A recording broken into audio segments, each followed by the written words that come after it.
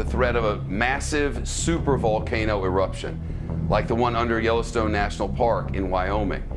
The European Science Foundation has released a 70-page report called Extreme Geohazards, Reducing the Disaster Risk and Increasing Resilience.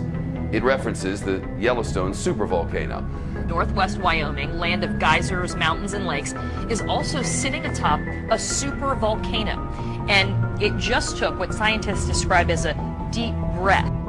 The Yellowstone volcano is one of a half dozen or so tantrumy mountains that earned the title supervolcano because its eruptions can eject nearly 250 cubic miles of ash, dust, and gas. For comparison, that's about 1,000 times the volume of Mount St. Helens eruption in 1980, which was in itself a pretty big deal. But you shouldn't be surprised. Yellowstone is famous for its hydrothermal features like geysers and hot pots and fumaroles, which are all products of this volcanic hotspot, where half-melted magma swells up close to the Earth. Swarm of earthquakes have hit Yellowstone National Park over the past week. The park is home to a massive supervolcano that could erupt at any time. So is the swarm warning us about a looming disaster. Our RT's Brigitte Santos joins me live from Los Angeles with the details. So Brigitte, how many earthquakes have hit Yellowstone this week? Natasha, the U.S. Geological Survey has tallied up over 500 earthquakes in that area in the past week. Now, this swarm began on June 12th, and it is currently ongoing. Swarms are incredibly common in this area. In fact, they account for about 50% of all of the seismic activity in Yellowstone. And these are quakes that are ranging from 4.5 in magnitude to below zero. So I'm not sure whether there's much cause for concern right now. I do want to mention that this is a supervolcano with a thick continental crust that causes large buildups of magma, and it's capable of producing a magnitude 8 eruption on the volcanic explosivity index. That means the explosion could be 2,500 times larger than the Mount St. Helens eruption in 1980, which is regarded as the largest and most deadly eruption in U.S. history. We're talking about a sleeping Godzilla underneath Yellowstone that, if it erupts in a maximum eruption called Category 8, it could literally tear the guts out of the United States of America. Instead of having 50 states of the Union, we would only have 30 states of the Union. Now that's Category 8.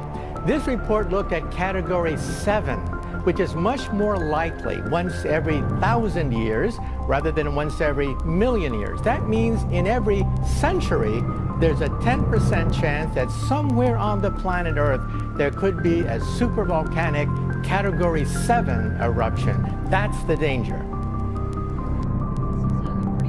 Prospect. I want to just show people what we're talking about here when we talk about this super volcano, and we have a little thing to show you, a map with some of the details. So that's where it is. It's beneath Yellowstone. It's been there, as we know. I guess this has erupted 3 times in 2.1 million years. But what they're worried about is the fact that they say that the ground has started to swell in levels that they have not seen before, 10 inches in some places in the past year. What does that tell us? It tells us that there is activity in this supervolcano, which erupts roughly every 600 million years. But that's what's making us very nervous, because the cycle time corresponds to the present-day era. So every single murmur of this gigantic potential supervolcano, including the rise of the sea level, has to be watched very carefully. And visitors of Yellowstone National Park have been advised to keep off the roads. That's because the heat from a supervolcano beneath the Earth's surface is melting away the asphalt. Park officials have closed the 3-mile-long roadway known as Firehole Lake Drive and have asked visitors to park on the sides of the road. Park officials warned that stepping on the seemingly solid asphalt could create an illusion, and you could quickly find yourself stepping into hot water. Water buffalo stampede away from the sea. So maybe it's not surprising that this video was shot about 2 weeks before an earthquake measuring 4.7 rattled Yellowstone this past Sunday. There are several major curves, or threat curves, I call them, to the people of Earth. Geophysical changes, geological changes, astronomical changes, political changes, threat of war. All these factors are playing heavily upon people's minds today. The earthquake thing, I used to be able to predict them fairly accurately, between 70 and 90% on a given week, using data from the U.S. Naval Facility at Fenmog over in Monterey, California. They monitor very subtle changes in the electric fields of the ocean and the air above the ocean, plus the sea surface temperature variation. And this allowed me to look at water coastlines all along the plate tectonic borders. And I determined back in 1996, when I started doing this, that you could see changes in the water surface temperature because of the electron flow over that area in the air. And it would make like a little butterfly, a yellow and blue wing type signature over where an earthquake was going to happen. And I perfected that technique over the years until 2005, when the Fenmog facility, the Navy, put up a new constellation of satellites and new programs on a new Cray computer. And they did not allow me to then access the files I had before to generate these reports. Strange enough, they were I was accurate enough that the Association of Island States, or island countries, if you wish, asked me to explain how to use it so that they could use it to predict tsunamis. Some of the information from Yellowstone Park, where we have the Yellowstone caldera, since I think it was about February of last year, the government made all of the USGS employees, truck drivers moving equipment in and out of the sensor ranges there, everybody signed non-disclosure agreements with the government, facing penalties of cash fines and also imprisonment if they told what they're doing there in Yellowstone. And we had a geologist break silence. I won't name him, but anyway, they have been running huge, high volume internet lines from their sensors all over the Yellowstone Park area down into Texas. I think they may be now switching it over to the NSA facility in Utah. One of those catastrophic supervolcanic eruptions may be, several 100,000 years between times, but what they're doing now is they're measuring the increased appearance of helium, an isotope of helium gas, which was buried way down deep underneath the Yellowstone. And when that starts to release, it means that there's geological activity down there in a deeper pool of magma, which they have recently. Well, the bottom line is we're going to see trouble with Yellowstone, and we're going to see trouble with Lake Taupo caldera down in North Island, New Zealand. Both of those are under severe stress from different types of tectonic plate movement, but they are both supervolcanoes. And Lake Taupo erupted last in 87 AD. It sent up so much ash from the southern hemisphere that the Chinese astronomers at that time recorded 3 days of darkness after the eruption down there. Now, USGS has been told not to panic people because it hurts real estate values in the economy if it gets too serious.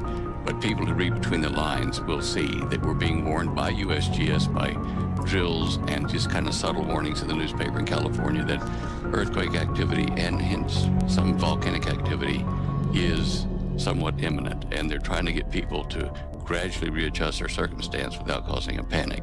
Mind you, with all the illegals in California, I guess, if that fell into the sea, it wouldn't be a great loss, but still, you got to give them a chance. The new plasma pool they found deep down has opened up a vent to the northwest, heading toward Mount St. Helens direction.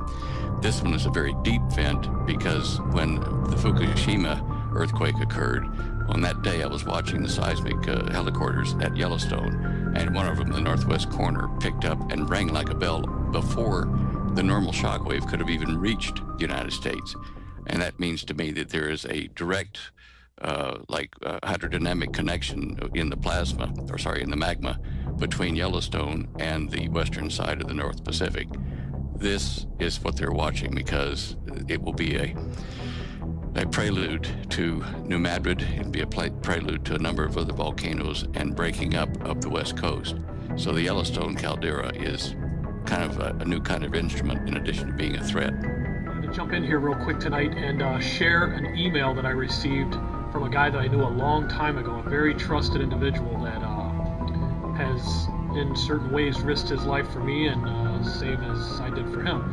But he sent me a very disturbing email today, and you can see right here, it was 8:06 p.m. exactly, like 17 minutes ago. It took me a minute to get everything set up.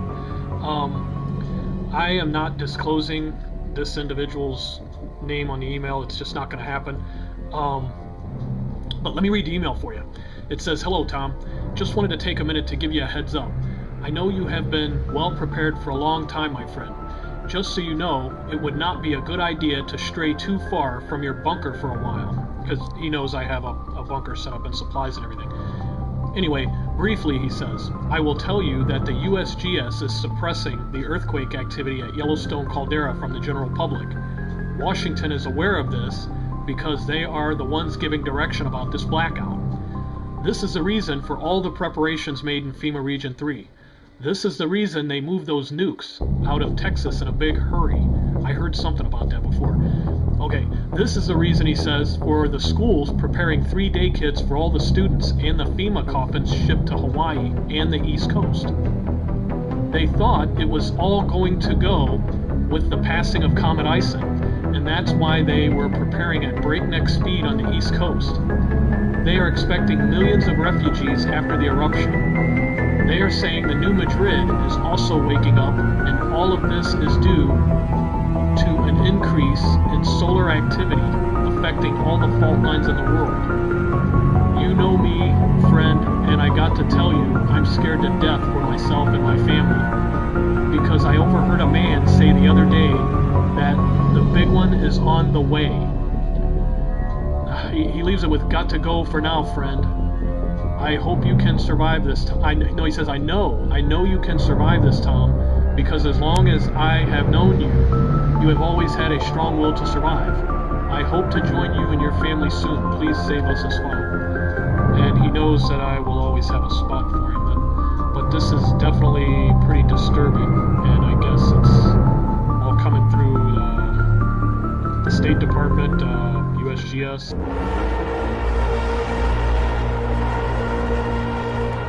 "And I beheld and heard an angel flying through the midst of heaven, saying with a loud voice, Woe, woe, woe to the inhabitants of the earth, by reason of the other voices of the trumpet of the 3 angels which are yet to sound.